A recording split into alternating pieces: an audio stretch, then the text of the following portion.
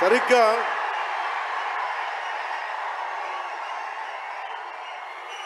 ఒక 2 సంవత్సరాల క్రితం భీమ్లా నాయక్ రిలీజ్ అయినప్పుడు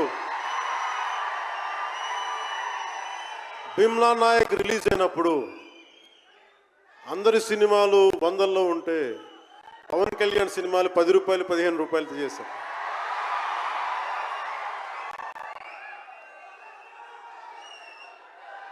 నేను ఒకటే చెప్పాను ఆ రోజున, మనల్ని ఎవడు రాపేది.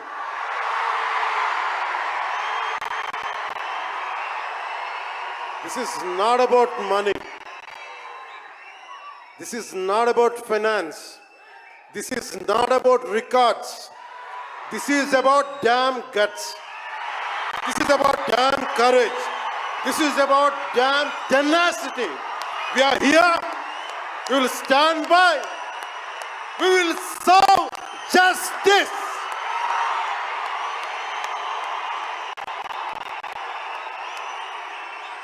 పవన్ కళ్యాణ్ ఎప్పుడు రికార్డుల కోసం ప్రయత్నం చేయాలి. Reluctant actor.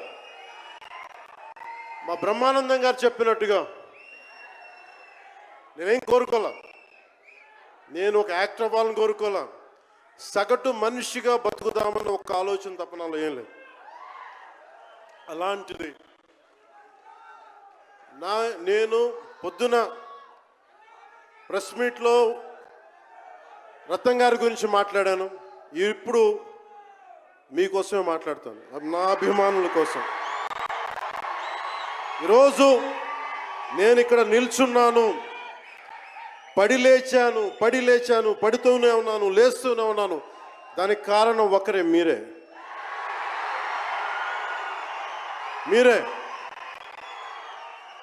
పడిపోయినా, కింద పడ్డా, లేచినా, ఉన్నా, అన్నా నీ వెంట మేము ఉన్నామని.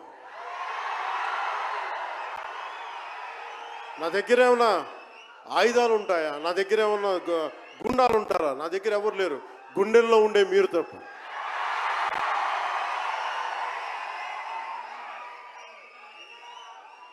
దాదాపు నేను 96లో నా మొదటి సినిమా అక్కడమ్మ ఇక్కడబ్బాయి. ఇది 2025 అంటే ఆల్మోస్ట్ 29 to 30 years. అంటే దాదాపు 29-30 సంవత్సరాలు నేను చిత్ర పరిశ్రమకు వచ్చి. ఎలా ఉంది అంటే నాకే తెలియదు, అలా కాలం ఇట్లా అయిపోయింది. కానీ కొంత వయసు పెరిగిందేమో, కానీ గుండెల్లో చావు ఇంకా చావాలి, బతికాం. ఇక్కడే సభలో సర్దార్ గబ్బర్ సింగ్ సినిమాకి మహబూబ్ నగర్ నుంచి వచ్చిన ఒక యువకుడి గురించి చెప్పాను, మన అభిమానుల్లో ఒకటి గురించి చెప్పాను. అన్నా నువ్వేమి ఇవ్వదు, ఒక హిట్ ఇవ్వన్నా చాలని. ఆ రోజు నేను భగవంతుని కోరుకున్నాను, నా అభిమానుల కోసం, నా కోసం కాదు కానీ ఒక హిట్ ఉంటే బాగుంటుంది అని కోరుకున్నాను. అది హరీష్ శంకర్ గబ్బర్ సింగ్ వల్ల తిరిగి వచ్చింది. కానీ ఈ సినిమా చాలా డిఫికల్ట్ టైమ్స్లో చేశాను. ఇది సినిమాల మీద టెక్నీషియన్గా నేను ఉండి ఒక నిమిషం సినిమాలు కష్టంగా ఉండి, ఒక సినిమా చేయడం ఎంత కష్టమో, సినిమా చేయడం చాలా చాలా కష్టం. నేను మీతో పంచుకోదలుచుకున్నాను ఈ రోజున. మీకు సంబంధించి నేను మొదటి సినిమా నుంచి ఇప్పుడు దాకా జానీ సినిమా నేను చేసినప్పుడు అది ఫెయిల్ అయితే, ఆ సినిమా ఫ్లాప్ అయితే ఎలా ఉంది అంటే ఆ రోజు నా పరిస్థితి, వరుసగా హిట్లు కొట్టి కూడా ఒక్క సినిమా ఫ్లాప్ అయితే అందరూ మీరు వదలలేదు. నేను మీ గురించి ఎప్పుడు మాట్లాడు అంటే ధనం మూలం మిదం జగత్ అంటాం. అంటే అన్ని బంధాలు, కార్ల్ మార్క్స్ చెప్పిన అన్ని బంధాలు ఆర్థిక బంధాలని సినిమా పరిశ్రమలో మరింత బలంగా తెలుస్తాయి. నా రెమ్యునరేషన్ ఇచ్చేసాను, నా దగ్గర అంతమించి డబ్బులు లేవు. కానీ ఆ రోజు నుంచి ఈ రోజు దాకా ఒకటైతే మార్పు జరిగింది. నేను చిత్ర పరిశ్రమ హిట్స్, ఫ్లాప్స్ ఇవన్నీ వదిలేసి నేను ఒకటే నమ్మాను, నా అభిమానులు నాకున్నారు, నన్ను ప్రేమించేవాళ్ళు ఉన్నారు.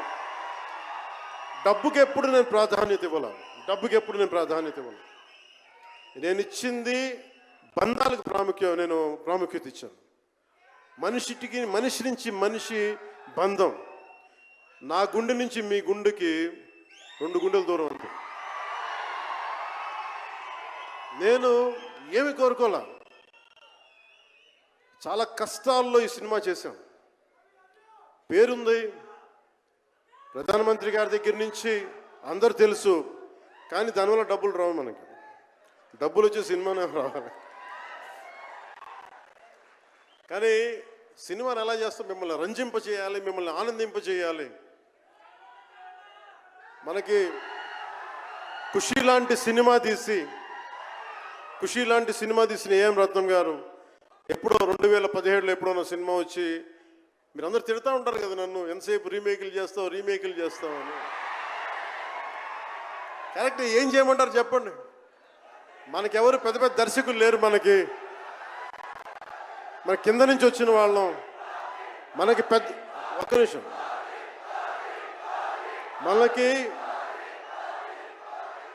మన సినిమాలని చెప్తున్నా, ఓజీ సంతోషం, ఇది వీరాయ్. మీకు ఈ సినిమా గురించి చెప్తాను. మీకు అంటే మనకి దర్శకులు ఎవరు లేరు. నన్ను అందరూ కూడా ఈ రీమేక్ చేస్తే వీడితో పని అయిపోతే డబ్బులు వస్తాయి, వీడికి రీమేక్ చేస్తే డబ్బులు వస్తాయి. మధ్యలో నేను చేసిన పాపం వల్ల ఒక ఫ్లాప్ తీసాను అంతే. ఆ ఫ్లాప్ తర్వాత నా గ్రిప్ రాలే మళ్ళీ ఫిల్మ్ ఇండస్ట్రీలో.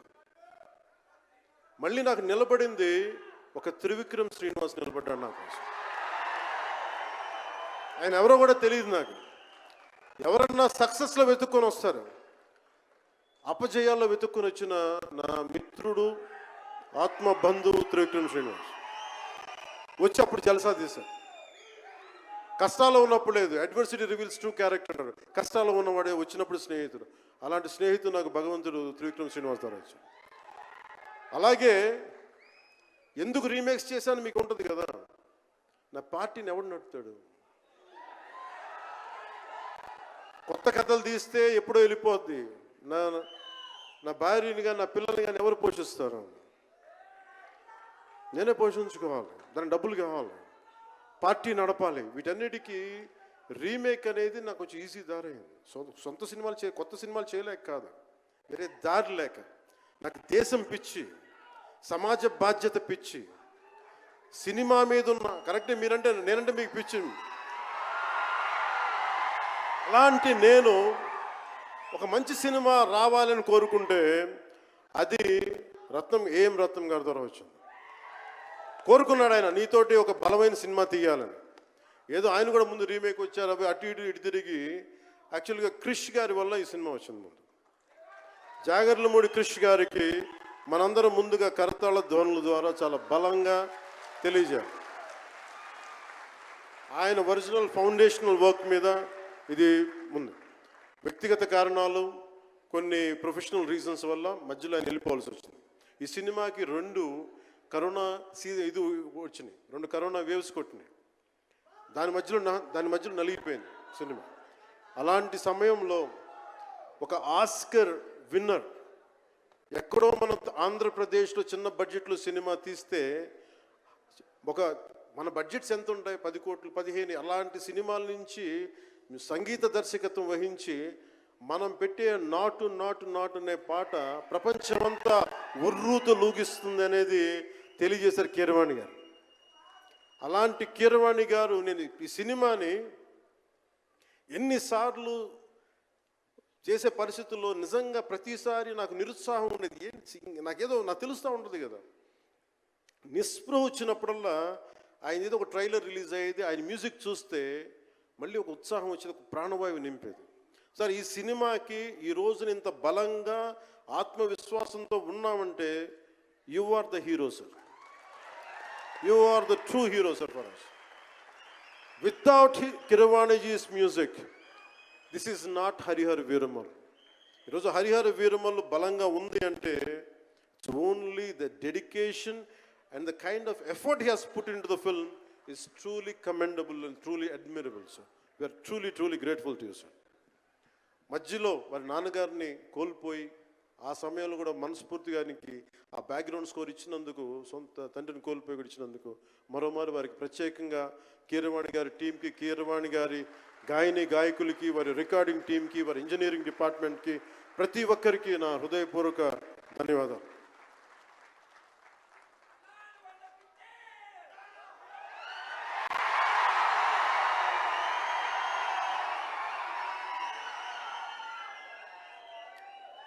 ఈ సినిమాని టెక్నీషియన్స్ గురించి అందరితో మాట్లాడి దాన్ని విల్ టాక్ అబౌట్ సినిమా. జ్యోతి కృష్ణ నాకు ఖుషీ టైం నుంచి లండన్లో చదువుకొని వచ్చాడు, film making course as a director. ఆయన సినిమాని చాలా బాగా హ్యాండిల్ చేశారు. ఎలా ఈ పరిస్థితులు ఎవరు చేయగలరు అనుకుంటా ఆయన స్టెప్ ఇన్ అయ్యి ఒక తండ్రికున్న విజన్కి కొడుకు సారథ్యం వహించి తండ్రి కొడుకుల తాలూకు ఇది ఎఫర్ట్ ఈ సినిమా. ఇది సో మనస్ఫూర్తిగా జ్యోతికృష్ణ గారికి, రత్నం గారికి మరోమారు నా ధన్యవాదాలు చెప్తా ఉన్నాను. అలాగే ఈ సినిమాని ప్రారంభించినప్పుడు జ్ఞానశేఖర్ గారి కెమెరామెన్, ఆయనకి నా మనస్ఫూర్తిగా కృతజ్ఞతలు. అసలు ఈ సినిమాని ఇంత రికార్డ్ బ్రేకింగ్ స్థాయిలో మీ అందరికీ తెలుసు కదా, మీరు ఎంతసేపు ఓజీ ఓజీ ఓజీ అంటారు. నా సినిమానే ఓజీ బయట వాళ్ళ సినిమా కాదు కదా, మన సినిమానే కదా. కానీ హరిహర వీరమల్లుకి ప్రాణం పెట్టిన ఇంకొక వ్యక్తి ఉన్నారు, ఆయన మనోజ్ పరమహంస. అంటే నాకు టైము, నేను రోజు చెప్పాను 2 గంటలు ఇస్తానని చెప్పాను. నేను అడ్మినిస్ట్రేటివ్ నా దగ్గర ఉంది, ఈశ్వర్ ఖండ్రే గారి లాగా నేను కూడా ఫారెస్ట్ మినిస్టర్, దాంతోపాటు పంచాయతీ రాజు ఉంది. వీటన్నిటి మధ్యలో నేను ఇవ్వగలిగేది 7 నుంచి 9 2 గంటలు ఇస్తాను. మీకు ఏం చేస్తున్నారో చేసుకోండి. రోజు వారానికి 5 రోజులు ఇచ్చాను. ఈ 5 రోజుల్లో దాన్ని చాలా పగడ్బందీగా ప్లాన్ చేసి మంగళగిరిలో ఉన్న జనసేన పార్టీ ఆఫీస్ నుంచి 2 గంటల ఒక కూతవేటు దూరంలో ఉన్న నా సన్నిహితులు, నా మిత్రులు రమేష్ లింగంనేని గారి మిడ్ వ్యాలీ స్టూడియో, వాళ్ళ స్థలం ఉంటుంది, దాన్ని మిడ్ వ్యాలీ స్టూడియోస్గా మార్చేసి అక్కడే సెట్స్ చేసాం. మొత్తం మేజర్ వర్క్ అక్కడే చేసి దాన్ని స్పెషల్ ఎఫెక్ట్స్ చేసాం. ఇలాంటివన్నీ సహకరించినందుకు, చేయగలిగిన సత్తా ఉన్న మనోజ్ పరమహంస గారికి మనస్ఫూర్తిగా నా ధన్యవాదాలు. అలాగే ఎగ్జిక్యూటివ్ ప్రొడ్యూసర్ దయాకర్ రావు గారికి, అలాగే ఆర్ట్ డైరెక్షన్కి చేసిన తోట తరుణి గారికి, అలాగే పాపం నేను పొద్దున కూడా చెప్పాను, ఈ సినిమాకి ఎవరన్నా సరే ఎంతమంది క్యాస్టింగ్ ఉన్నారు ఈ రోజున. విచిత్రంగా నేను, నిధి అగర్వాల్ తప్ప ఇంకెవరు లేరు. మన భరణి గారు, రఘు గారు, చాలా మేజర్ క్యాస్టింగ్ ఉంటే ఎవరు లేరు. దానికి ఈ సినిమాని ఇన్ని రోజుల దాకా, గత నెల రోజుల నుంచి ఒంటి చేత్తోటి జనం మధ్యలో ఉండేలాగా నిధి అగర్వాల్ గారికి మనస్ఫూర్తిగా, నేను ఆవిడని చూసి సిగ్గు తెచ్చుకొని నేను కూడా ఈ రోజున మాట్లాడాను. అంటే నువ్వు ఎంత ఉప ముఖ్యమంత్రి అయినా, అంటే ఢిల్లీకి రాజైనా తల్లి కొడుకులాగా నువ్వు ఎంత ఉప ముఖ్యమంత్రి అయినా, నువ్వు ఈ సినిమాకి హీరోవి అని చెప్పుకొని నేను ఆవిడని చూసి సిగ్గు తెచ్చుకొని నేను కూడా మీడియా ఇంటరాక్షన్ చేశాను. రేపు కూడా చేయబోతున్నా, ఎల్లుండి కూడా చేయబోతున్నా. అలాగే నాకు బాబీ డియోల్ గారు, నేను చిరంజీవి గారు షూటింగ్స్ ఉన్నప్పుడు మన ధర్మేంద్ర గారితో చూసేవాడిని ఊటీలో. అలాంటి Bobby Deol acted as Aurangzeb, tyrant ruler. అలాంటి brilliant performance by Bobby Deol. I truly grateful to Bobby Deol for accepting this role. అలాగే తోట తరణి గారికి మనస్ఫూర్తిగా నా ధన్యవాదాలు. జే మీడియా వారి సంస్థ అధిపతులకు కూడా నా హృదయపూర్వక ధన్యవాదాలు. ముఖ్యంగా రేట్స్ ఇచ్చి 2 సంవత్సరాల క్రితం భీమ్లా నాయక్ రిలీజ్ అయినప్పుడు 10-15 రూపాయల టికెట్తో వచ్చినప్పుడు నేనేమన్నా, కానీ మీ కోరిక మేరకు ఈరోజు టికెట్ రేట్స్ పెరిగి ప్రభుత్వం మనదొచ్చి మన సినిమా ఇప్పుడు రిలీజ్ అయింది. ఆ రోజు మీరు పంతం కొద్ది చూశారు. ఆ రోజు పెట్టిన ఎఫర్ట్కి ఇది బయటకు వచ్చింది. ఇది దాని తాలూకు సత్తా మీరు చూస్తారు ఈరోజు. Okay, now will come back to the story of Harihara Veeramallu.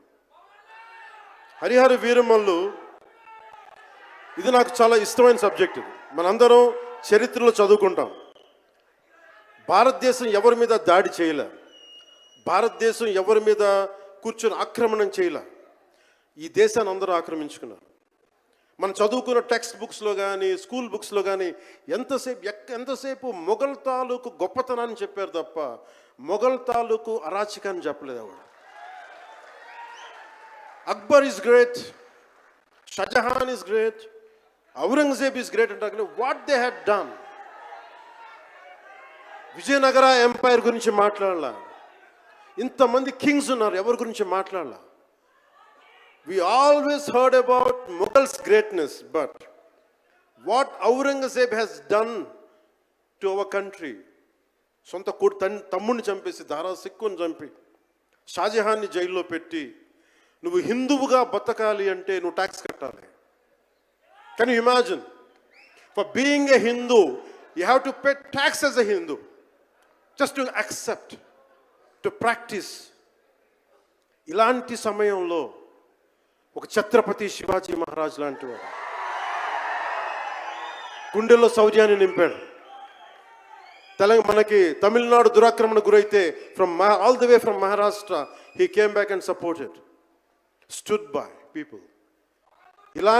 ఇలాంటి నేపథ్యంలో హరిహర వీరమల్లు ఒక ఫిక్షస్ క్యారెక్టర్, ఒక కల్పిత పాత్ర. అలాంటి పాత్రలో సగటు మనిషి ఏమి చేసి ఉండొచ్చు?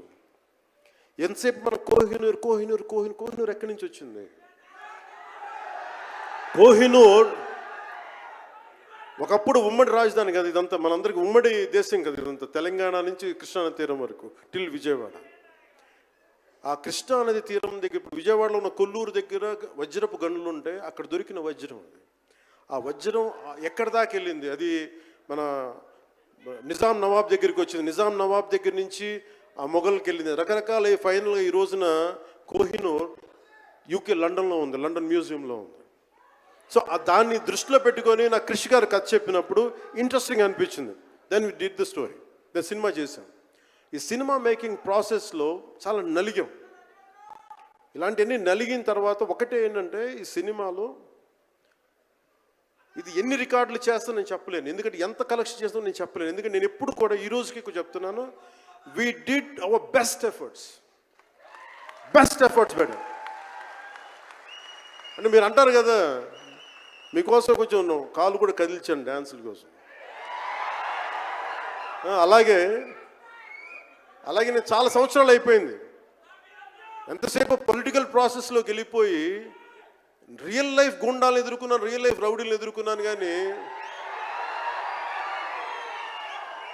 సినిమాటిక్గా చెయ్యాలి అంటే ఎగిరి కొట్టడాలు ఇవన్నీ చేయడానికి నేను మళ్ళీ మార్షల్ ఆర్ట్స్ నేను చిన్నప్పుడు 20s ఉన్నప్పుడు ఎలా చేయాలో మళ్ళీ ఒక 1 month 2 months మళ్ళీ బ్రషప్ చేసి ఒక ఎస్క్రీమా కానీ జీత్ కండో కానీ అలాగే ఇషున్ రియు కరాటే కానీ తర్వాత నేను నేర్చుకున్న మ్యాక్సిమం ఊషు కానీ ఎనీ సెల్ఫ్ డిఫెన్స్ టెక్నిక్స్ అన్నీ కూడా క్రోడీకరించి ఒక క్రమబద్ధీకరించి ఈ 18-minute క్లైమాక్స్ పార్ట్ నేను కొరియోగ్రాఫ్ చేశాను. దీనికి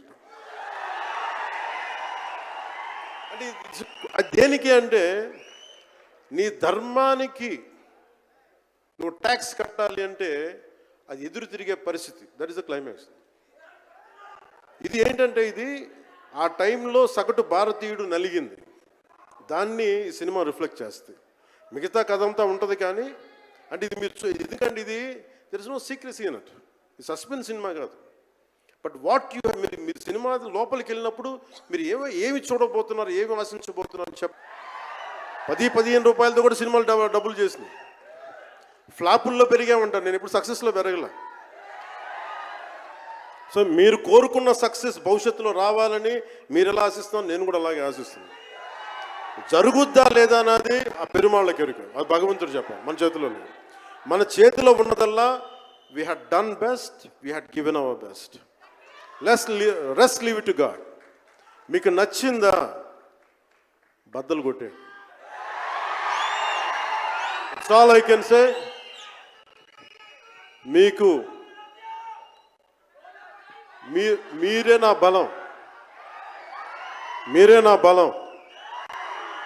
నేను కష్టాల్లో ఉన్నా, ఓటమిలో ఉన్నా, ఎక్కడున్నా అన్నా నీకున్నావని చెప్పిన వాళ్ళు మీరు. మనల్ని ఎవడ్రా ఆపేదంటే మనల్ని ఎవడన్నా ఆపేదని ముందుకొచ్చింది మీరు. మీకు ప్రతి ఒక్కరికి పేరు పేరున ఈ గుండె ఎవరి కోసం కొట్టుకోదు, మీకోసమే కొట్టుకుంటుంది, మీ కష్టాల కోసం కొట్టుకుంటుంది. మళ్ళీ విశాఖపట్నంలో కలుసుకుందాం. టిల్ దెన్ జై భారత్, జై హింద్. ఒక గ్రూప్ పిక్చర్ కోసం పవన్ కళ్యాణ్ గారిని ఉండవలసిందిగా రిక్వెస్ట్ చేస్తున్నాము. ఒక గ్రూప్ పిక్చర్ ప్లీజ్. ఒక గ్రూప్ పిక్చర్. వినాలి, హరిహర వీరమల్లు చెప్తే వినాలి. జూలై 24వ తారీఖున కలవాలి, థియేటర్స్లో కలుద్దాము. బిఫోర్ దాట్ విశాఖపట్నంలో కలుద్దాము.